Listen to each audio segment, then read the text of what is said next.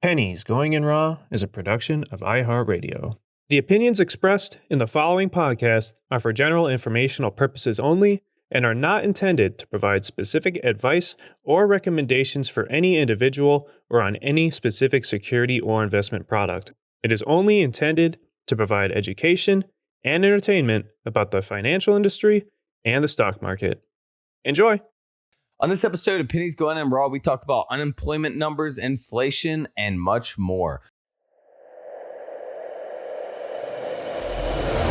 You find out life's this game of pennies. Oh, you guys know we only have a 40% runner. Hello, 40% is a fucking killing. We've been compliant for too long. It's time we go to war. I don't have a Roth. Hugh knows so much about the market that his brain doesn't have enough room for grammar. Hey, who told me about IDEX? It's going up a shit ton now. Rob, 4%, baby. No way. 4 fucking percent. You asked the exact same question with 2 words different. It's like, man, I just got dick whipped for like 20%, and now that f***er's up like 50. I bet Warren Buffett never did that. I'm just making this voice memo to call out unusual whales to a fight. The pennies we need are everywhere around us. Pennies. Going in Raw. Featuring Dan, Deity of Dips, and Hugh Honey. Produced by Vinny. And Christian. Let's go, baby.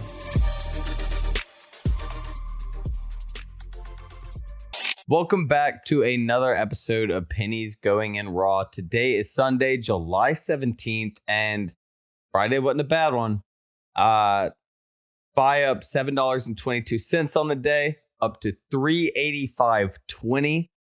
What do you think was the cause of that rally? I mean, it definitely didn't seem like we deserved to go up that much this week, but I mean, especially after the CPI data. But I mean, you're looking at it now. What are your kind of thoughts on it? Yeah, I mean, first and foremost, a SPY was like $13 off of Lowe's by Friday, which is just insane. And I mean, like very little pullback, like a small pullback. I think myself and every other macro bear person got super over biased, and I think the market makers, let us have it. The one thing that I felt like I really had done well up until this point was trade, not get my face ripped off from a bear market rally, which is typically, what happens. Bear market rallies are vicious, stuff like that. And so yeah, sometimes it's like you're in the fucking passenger seat of a car and it's like this guy is going through a breakup and he's driving really fast. He's listening to sad songs. He's like, dude, I don't care what happens. Like, okay, well, I do. Yeah, exactly. So I really feel like I have traded pretty well. And last Friday I'd put on that short SPY equity position, and I'm still up like 1.5% on it. And I covered about half of it at about a 5% gain. But again, is that now I'm only up 1.5%. So that's closing options at 5% gains. No. I was short equity. Okay, yeah, so okay, I was swinging equity short. I was about and to then call you a pussy, dude. and then trading, more options intraday or like short swings. And like I said, I'm still up about 1.5%. But, now I'm kind of wishing that I closed more than half the position, because now I'm getting ready to, add back the equity position. But again, is that, we still have room, honestly, in my opinion, back up to 402 to 409. And again, is that, the one thing that Did that change the last couple of days? I felt like we didn't think it'd even come past 395. But I mean, after seeing like what happened after CPI data, I mean, it's like, what are the limits? Well, I think, I'd only put on about a 25% short position, knowing that we did technically have room back up to that 402, 409. And because the CPI data was kind of like this quick, boom, we were down, gap down, ran down real quick. And then we reversed at like 11 a.m. or whatever. It was like a really, really quick, V reversal. I mean, this chart is literally a V.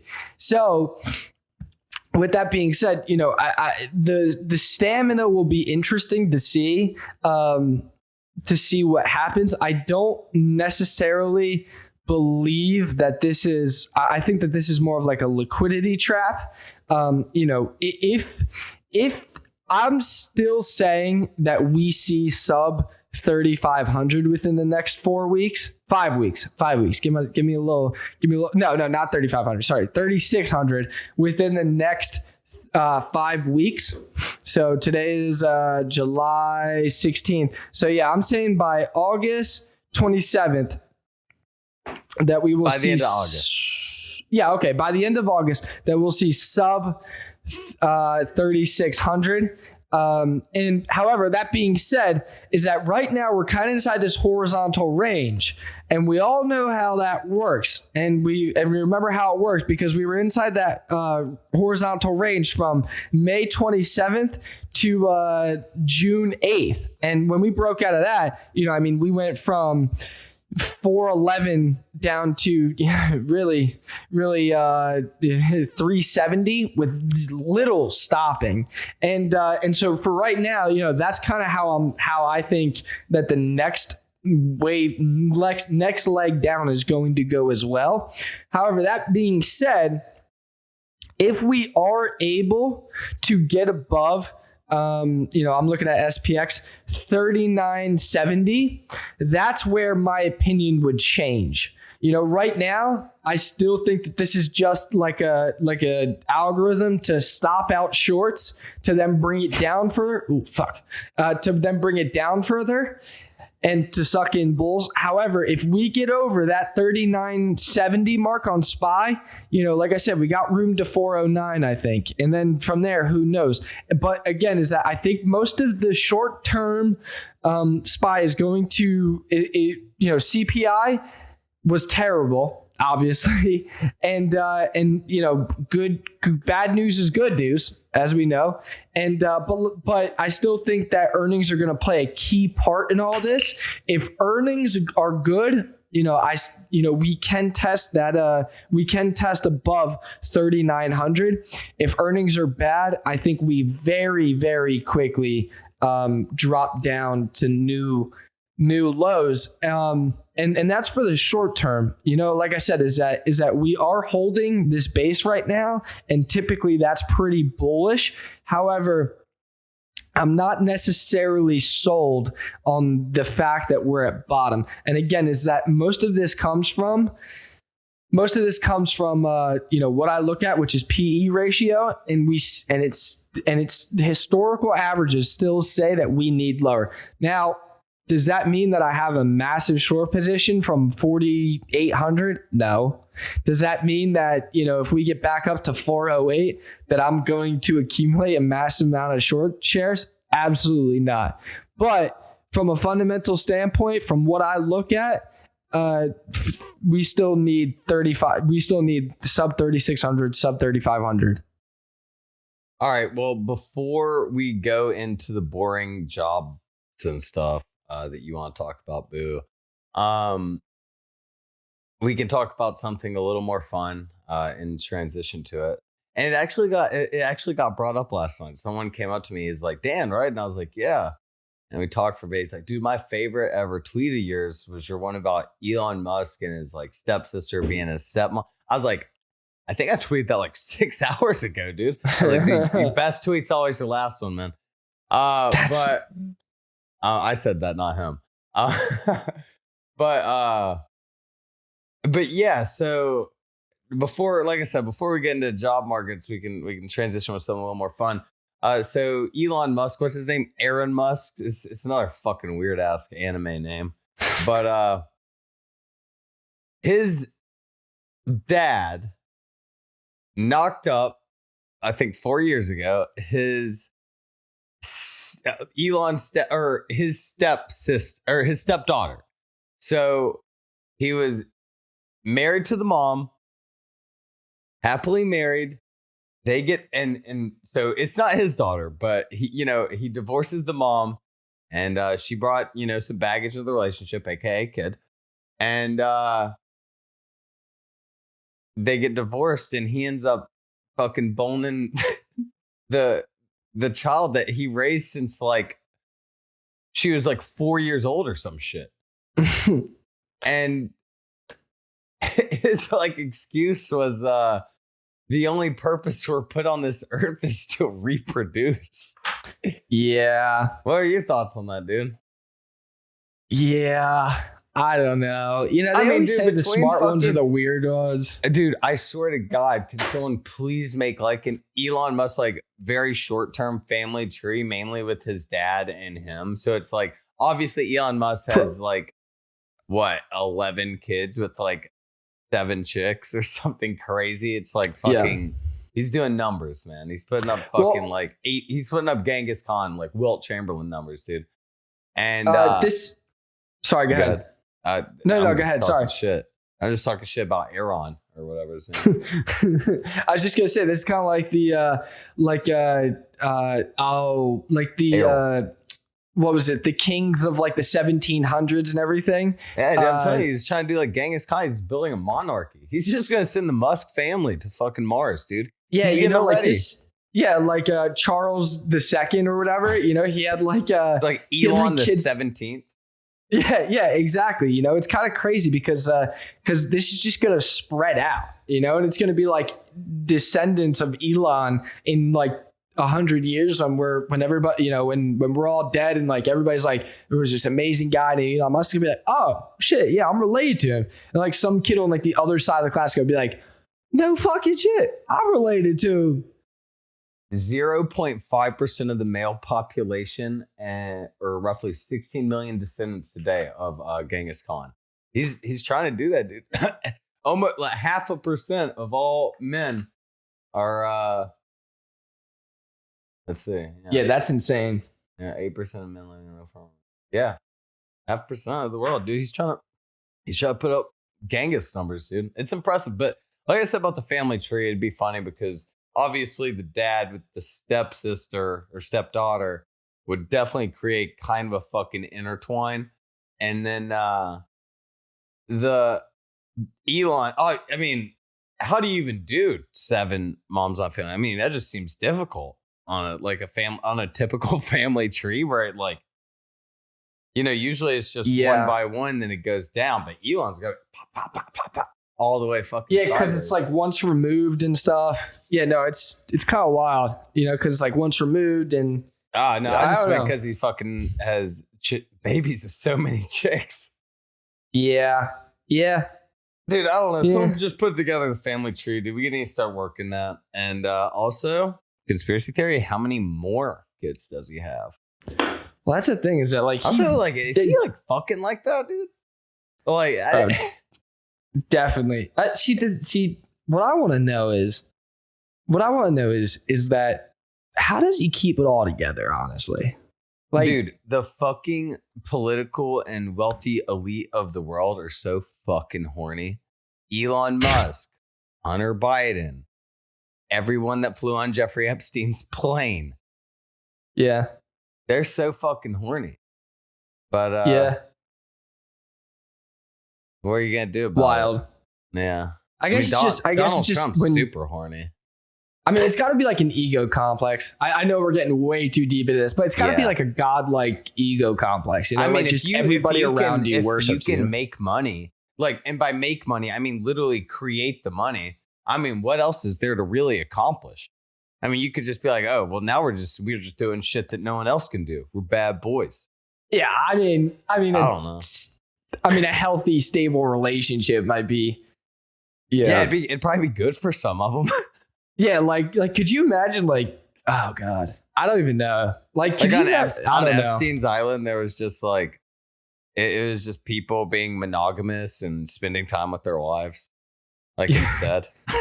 Yeah. I don't know. I can't believe some of this. This just goes to show how flawed humans are. Like someone tells us how great we are enough times, you probably sleep with them. Dude, they just need to log on Twitter. It'll hub you really quick. Good job on Home Depot or something. But That being said, dude, we're way too deep. we in this were talking about situation, Elon Musk. Yeah. Yeah, transition. Yeah. Oh, Errol. Yeah. Did you see? I sent it to you this morning about how there's a new CNBC article out that's blaming millennials for inflation. Oh, I think there's did you read the article or no? I'll be honest. I woke up about 15 minutes ago. When I said we can record at 10, I really did mean 10 your time. I just didn't wake up until 10 my time. Okay. All right. So here. Okay. So effectively, and this spread like through. I was about to say this spread through Twitter, but in reality, it spread through my Twitter, which is FinTwit. 400 FinTwit nerds. Oh, dude, the fucking Facebook girls, like the horse chicks from high school, were probably going crazy with this article. Yeah. So like it was all over my page, but really it was just like literally all over just my page. Yeah. Have you seen this? Everyone else is like, no. Yeah. I'm like, I've seen it like 400 times today. Like it's everywhere. They're like, yeah. So effectively, this article came out yesterday, and the title of the article says, "The size of the millennial generation is to blame for sky-high inflation," strategist says. Now, this was changed because originally this article said millennials are to blame for sky-high inflation. And CNBC changed the article title because of the backlash that they got. So like I said, it's that the new title is "The size of the millennial generation is to blame for the sky-high inflation." So the key word there is the size. Now, this guy goes on, and you couldn't even understand half of what he says. And, for anyone that can't pick it up inside my tone of voice, I dislike this article, which don't worry, we'll go into it. But basically this guy named... Do you consider yourself a millennial? Because, I mean, by definition... Okay. I don't. By definition, I barely made the cut, dude. Mid-1990s, I was 94. I was 90. I was the end of 98, and I think I missed it by like 2 or 3 years. Like technically, I think I'm a Z. Damn, dude, sucks, man. Thank God you made the 90s baby cut, dude. I don't know if you'd even understand what we're talking about. Only 90s babies understand this podcast. But so basically, this guy, I think his name's Bill Smead, of Smead Investments or something. Who knows? Is that Will Mead's fucking alter ego? God, could you imagine? Oh, God, could you imagine? Oh, one of my favorite FinTwit conspiracy theories was that Will Mead died in 2020 and someone's just been running his account. I could totally see that. There's an obituary for him online. I could totally see that. I could totally see it, especially. We're going to dive into some deep shit. So Bill Smead, Chief Investment Officer at Smead Capital, he said, quote, "See, what everyone is not included in the conversation is what really causes inflation." I'm like sweating over this, which is too many people with too much money chasing too few goods. Okay, so now I know that we say that we're too fucking racked up and don't buy enough. Like, dude, they blamed us for the fucking avocado toast and too many Amazon Prime and Starbucks. Now they're fucking bitching at us for making our coffee at home, dude. Can we fucking meet in the middle? So here's the thing, okay? So he's basically saying that millennials have too much money and that we're pushing the prices up. However, let's not forget that we are saving the least amount of money ever. Okay, but not even that. Okay, let's just say that we're spending we don't every have any money dollar to spend shit on. Okay, so let's just say that we're spending every single dollar that we get. Okay, here's a statistic for you inside the article, because whoever wrote this, I like her. She's very neutral. 60% of millennials are delaying home buying due to student debt. Get the fuck out of here with this bullshit. I haven't had to millennials are the cause of inflation. This is like the nonsense where like we blame inflation on Putin. Is Putin an asshole? Yeah. Is Putin a terrible person? Yeah. Is he the reason that our inflation is almost double digits? No. No, he's not the sole reason. No. It's honestly, it just makes me mad. And then Then let me give you something else. So 44% of millennial respondents said higher rates have caused them to delay purchasing a new home compared with only 6% of baby boomers. Nearly half of millennial millionaires say they are delaying purchasing a car because of higher rates. More than double the rate of baby boomers, because effectively what this guy Bill Smead said was, so we have in the United States a whole lot of people aged 27 to 42 who postponed home buying, car buying for about 7 years more than other generations. But in the past 2 years, they've all entered the party together. And this is just the beginning of a 10 to 12-year time period. Because they all bought fucking GameStop, dude. Yeah, where there's about 50% more people that are wanting these things than there are in the prior group. Bill, where'd you get your numbers, brother? Because they're not adding up. The math ain't mathin', Billy. The math ain't mathin'. All right, you're saying that everybody entered the party, and there's direct stats that are completely disagreeing and completely blowing up this little quote. This is like the type of guy who, like, when I was 15, 16 on Twitter, like releasing research, was like telling me to go like fuck myself. Like this is who like I feel this guy is. I don't know. I'm like honestly just like a little personally bothered by it. It just, I don't know. The taste in my mouth right now is just there's always so much blaming. I wonder if this has always happened between generations where they blame it. They're like, hey, it's the baby boomers' fault. Everything sucks. And they're like, oh, the millennials are fucking lazy. And the Gen Z are all on TikTok. Yeah, wait, I'm about to, okay. So I had to look because the next quote. So first off, Natasha, I'm going to mess this up. Natasha Turok. I'm going to follow her on Twitter the second that we're done this podcast, because right underneath his little quote there, she says, to be sure, the Federal Reserve's printing of an unprecedented amount of money since the pandemic began is a major cause of inflation, economists agree. Smead also did not mention skyrocketing energy prices due to geopolitical events and supply chain issues, which can't be blamed on millennials. Natasha, my girl, what a woman. I'm really a big Natasha fan now. So, I figured that I would just share that because honestly, that little article just really, really bothered me. I'm going to be honest. Like I really, really got me going. So who's to blame for inflation if it's not millennials, dude? I could have swore if we would just made our coffee at home, then this would not have been an issue. Or at least that's what Doug UV says. Fucking asshole on YouTube with the hair, Graham Stephen, always said. You still watch him, dude? You still like him a lot? I do still like Graham. However, he's cool. I don't mind him because he. One thing that I'll say about Graham is that he doesn't understand the stock market. Similarly to like, I'll never comment. Investing. No, well, dude, he had Kevin O'Leary review his fucking portfolio. Remember, dude? Oh, I totally agree. I'm just saying that I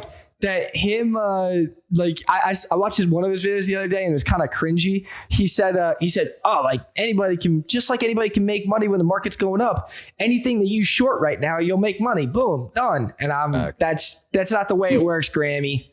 I said, I still love his videos, but one of the more interesting things he ever said, in my eyes, was about the amount of money. Like he was talking about like how all the kids and shit, like let's say just for example, Logan Paul's ads get a whole lot less money from per view than his do. Obviously Logan Paul gets a lot more because of the views, but because finance ads, they're paying them because they know the people listening have money and shit, as opposed to the people watching, like 16-year-olds watching fucking channels be like, okay, we're advertising to this kid who's gonna have to advertise it to his mom. So there's a little finance. I like it. Well, the last article that was, so one of the things, so I was up early this morning, so I was kind of going through all CNBC's. I don't really pay attention to the news. However, after I saw that article, I decided to go see what other treasure troves there are. And so there's this one article that talks about and this is the title. Here's what you can do when you are out of work and the bills are piling up. Because one of the things that I always talk about, or recently have talked about a lot, is that I truly think that the crutch of the recession is going to be if unemployment rises to a certain level, and I wanted to, I'm still waiting because there is a lag time of a few months to see how unemployment reacts to the Fed tightening. Because again, is that with us not saving that much money, and I mean, like as a country, only saving like 4.5-5% of what we take home, it really doesn't take that many catastrophic events like losing your job to really default. And that's why, that's one of the things that, different from the 2008 housing crisis, to where people were buying homes that they couldn't afford. Now we're buying homes that we can afford. However, we're not saving anything. And that's why I truly think that the unemployment rate is true, and how it reacts to the Fed tightening is truly going to be the crutch of how dirty this recession is. And so I went through the article, and there was basically 4 main points. All right. Now tell me what you think about this. The first one, and so they had a guy on here, a financial advisor, he seemed like a nice guy. And the first one was call your creditors, your mortgage, people that hold your mortgage, the people that hold your student loans, and be proactive and reach out to them. That was number 1.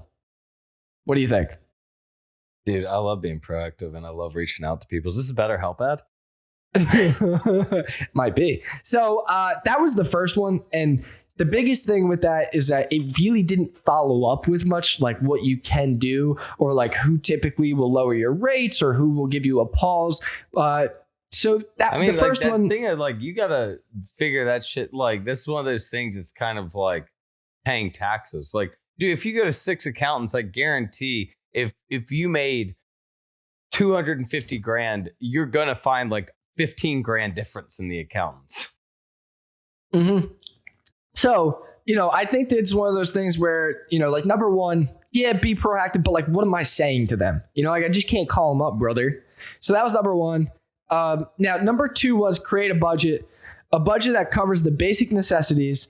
And then it continues and says, make expenses as lean as possible, cut out unnecessary things like gym membership and subscriptions. Enough, dude? Oh, this is so hard. Yeah. So what do you think about that? I think fucking Powell's in for a world of trouble if we're causing the inflation, but also we got to save ourselves from a recession. Why not? Like, what are we supposed to do here? I think obviously budgeting is super important. If you lost if you're now in the position that you lost your job and you have no savings, budgeting need to happen a long time ago. If you don't have 6 to 12 months worth of savings, budgeting needs to happen today to get there as fast as possible. And the one thing that I'll say that, and this is more of a personal thing, he had specifically said cutting out things like the gym and subscriptions. Get unhealthy, boys. Now, the one thing that I'll say, and again, is it good to cut back on some of that stuff? Yes. Like, do you need an Equinox gym membership? No. But do I think like a $10 Planet Fitness is worth it? 100%. Because a healthy mind, puts you in a good mood. Obviously, statistically speaking, Equinox does have the most baddies there. It's worth going bankrupt. So it depends on. Hey, what makes you happy makes you happy. So that's true. That's true. So the one thing that I'll say is that of course it's important to create a budget. However, 2 things to this. 1, do you need the top tier gym membership? No. But do I think that gym membership is one of the first 2 things to go? No. Same thing with subscriptions. Do I think that you need 5 different subscriptions? No. But a really easy like date night is staying in and watching a movie. Do you need to get rid of that when it's $10 a month? I mean, those 2 things are things that pirate shit on the internet, nerd. Yeah. But those are 2 things that you can get for $20 a month that are not going to make or break you, and you will use for a large majority of the month. So like, do I think that stop eating out, yes, I think that you can do that because again, that's not going to be a $10 difference. Your gym membership or your Hulu is going to be a $10 to $20 difference. I think every 3 months, just review, or fuck, every month at the end of the month, review your subscriptions. There's definitely going to be ones you can be like, I am not using this. I just did it last there month. Was like 7 OnlyFans girls that I was subscribed to that I wasn't watching at all. And I was just supporting their fucking habits without getting anything out of it. You're rich. Yeah, you just helping out the economy. Well, I unsubscribed, dude. I got the notification. I was like, who is Jackie Lynn? Okay, Jackie. Anyways. So then number 3 was set your priorities. You want to basically said you want to pay off your mortgage and stuff like your credit cards can be put on the back burner and creditors may offer extended due dates. Now, I honestly feel like my guy should have put number 3 and number 1 together because number 1, he was like, call your creditors. And number 3, he was like, ask them for extended dates and see what they can do to help you. So I really feel like he should have put those 3 together, or, those 2 together. 2 birds with one stone. He's like, okay, after that phone call, call them back. Yeah. Just say hello. But so the one thing that I'll say is that yes, creditors will work with you. If you guys don't know, like I do have a few financial advising licenses. So like I did deal with some of this for a year or 2. But the one thing that I will say is that if you have no savings, like, yeah, they'll give you a month or 2, but it's not like one of those things where, like you might have to pick up a job. Like that's just like a job that you don't want. And that's just the reality of it. But you got to do what you got to do, So if they give you 2 months to get your shit on track, fucking work 60 hours a week and get your shit on track. Like that would be not my number 3 personally. And then number 4 was use this as a last resort. Look into borrowing or taking loans out against your 401ks, Roth IRAs, and other retirement funds. Now, the one thing, and again, is that most of this I totally agree with, but I would change it a little bit, similar to like, do I think you need to get rid of the gym membership completely? No. Do I think that you need to get rid of every subscription? No, I think you can have one. But you can totally get rid of your Roth IRA. That's just pointless. I'll fly to Houston. I will crash and burn at Houston. Yeah, it's been a while, man. Come through. Yeah. But so number 4, as far as number 4 goes, listen. If you are calling the bank that holds your mortgage to ask them for an extended due date, in my opinion, we're past the point of oh, maybe we can, squeeze $10 here and there. We're like the sink is shipping. The ship is sinking. The ship is sinking. Okay, if we're asking our creditors to extend due dates more than a month, we are going down with the ship. It is all hands on deck. You do what the fuck you gotta do. Like honestly, if you don't have 6 to 12 months of expenses, I'm okay with you taking out your tax-free withdrawals because that's how imperative it is. Like I've personally, again, for full-time traders, I think we understand this a little bit more than people that get an active paycheck every week or every 2 weeks. One bad month, and now it's like we're homeless. So, most people who get W-2s don't really deal with that until it's like really, really, really bad and you lose your job. If you're thinking that this X amount of money is going to come in every month and then it stops, that's a really daunting thought. And so me personally, 6 to 12 months needs to be done. You got to do whatever you need. So if we're at the point to where we're begging the mortgage, the bank that owns the mortgage for an extension, we're past the point of not cashing out the retirements, in my opinion. Like we need all hands on deck to get us through this little seesaw area until we get a new job to get that money back. Like that's me personally, we got to make it to tomorrow and then we can worry about our retirement because guess what? If you're just trying to say, are you just trying to say, get your bread up, broke boy? Yes. Yes. So I don't know. I'm kind of shitting on CNBC today, and honestly, I just wish that they would ask me for my opinion. That would make my day. Fox News would never do this. Like, that's the thing. Like, Fox, that's where I go for my facts. I go Fox. I go the Truth platform. Dude, I swear to God, dude. Whenever, like, before my grandmother passed away, whenever we go over there, just watching the same loop of Fox, man. She had no idea what was on the TV, but God, she fucking loved that shit. That's funny. That's God rest her soul. Dude, it was like fucking dudes hungover watching whenever ESPN would just show the top 10 fucking over and over again. You're like, damn, dude, haven't I watched this Tavon Austin highlight 16 fucking times today? His highlights are incredible. Fucking one of a kind, man. So the last, and then the last piece, and then we wrap the episode up. And like I said, CNBC, if you're listening, I don't mean to shit on you. I just think, like, for instance, like, yeah, if like you, CNBC in particular, Chris Tucker, I just like the Young Dolph song. If CNBC is listening, I just think that like that content, like I said, like, number one, call my creditor. The fuck am I supposed to say?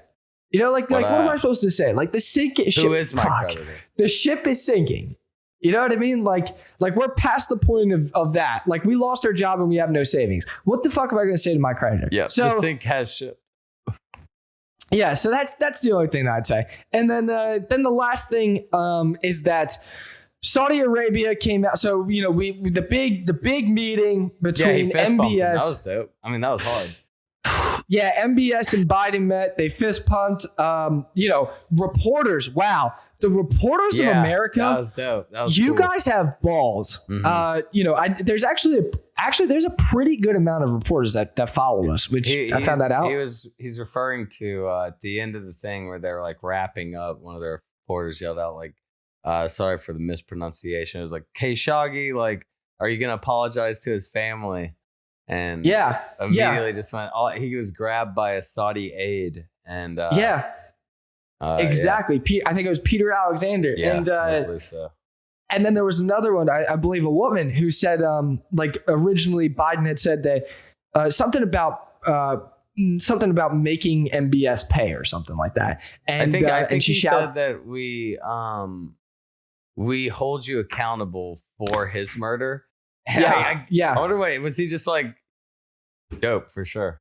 Cool. Yeah. And so basically, so you want oil or no? Yeah, exactly. And so effectively, this past weekend it came out. So Saudi Arabia agrees to boost oil production after Joe Biden visits the kingdom. So they'll do 13 million barrels a day. And Saudi Arabia Crown Prince called for greater cooperation with the U.S. And Biden had previously pledged to make Saudi Arabia's pariah state over the murder of a journalist. Now, the one thing that I'm interested in, and I didn't see, is that when we are going to start that 8% increase to 13 million barrels. I looked a few times and I saw a few different things, but if it's something that doesn't start until next year, it's next year we'll start doing 13 million barrels. That is utterly useless to us. That's utterly useless to us. But if it happens next week, fantastic. Again, 8% is 8%. We'll take it. Is it enough to bring oil prices back? Is it enough to bring gas prices down to $2.50? No, absolutely fucking not. However, is it a good start? Definitely. Unless it's one of those things where the deal starts next year, then it's useless to me. Then I don't care about it. Hope you guys have a great week. We'll see you all on Wednesday, and fight inflation with inflation, and stay strong.